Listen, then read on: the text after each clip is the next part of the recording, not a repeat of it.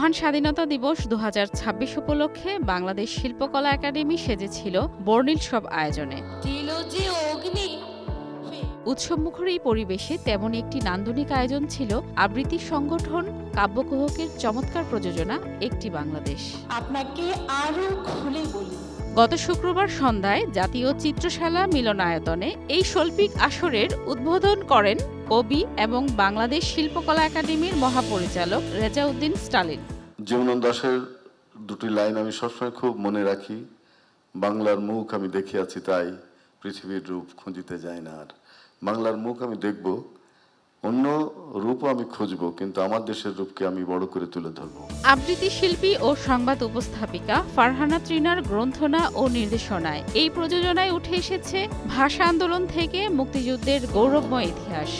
তোমার জন্য হাট্টিসার কানাত কিশোরী শূন্য থালা হাতে বসে আছে পথের ধারে। লোকের ঘরে ঘরে যাবে সোনালী নয়কো রক্তে রঙিন ধান। একটি বাংলাদেশ যখন বলছি, এই শব্দটা কিন্তু এই দুটো শব্দ দিয়েই অনেক বড় অনেক কিছু বোঝাচ্ছে। নানা ধর্মের, নানা বর্ণের, নানা পেশার শ্রেণী মানুষ আছে এখানে। আমি যাই বলি না কেন, সব কিছু নিয়েই আমাদের বাংলাদেশ।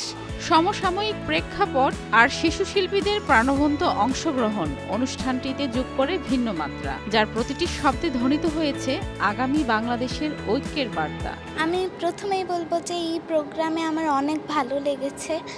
আর ফারহানা ট্রিনা মিস আমাদের যে এত ভালো করে আবৃত্তি শিখিয়েছেন, এর জন্য আমি অনেক গর্বিত। মহান স্বাধীনতা দিবস কালকে চলে গেছে, আর ২১শে ফেব্রুয়ারি, এই দুইটার কম্বিনেশনে করে আজকে আমাদের প্রোগ্রামটা হয়েছে। সাহিত্য এবং ক্রিয়াশীলমূলক প্রোগ্রাম, ক্রিয়েটিভিটি আছে এটার মধ্যে।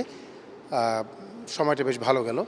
এই জাতীয় প্রোগ্রাম যত বেশি হবে, তত আমাদের ভবিষ্যৎ যে প্রজন্ম এরা সঠিকভাবে বেড়ে উঠবে বলে আমি বিশ্বাস করি। তবে উৎসবের আমেজ শুধু কবিতার পংক্তিতেই সীমাবদ্ধ ছিল না। চিত্রশালা থেকে একটু দূরেই শিল্পকলার নন্দন মঞ্চ মেতেছিল গানের মূর্ছনায়।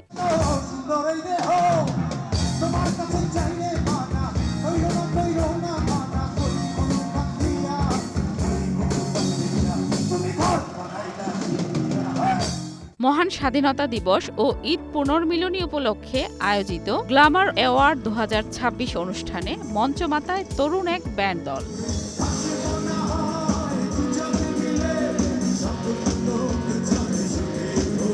আবৃত্তির গভীরতা আর গানের উন্মাদনা, এই দুয়ে মিলে শিল্পকলা একাডেমির এই আয়োজন দর্শকদের মাঝে ছড়িয়ে দিয়েছে উৎসবের এক অনাবিল প্রশান্তি। Nahar Masuma, green news, Dhaka.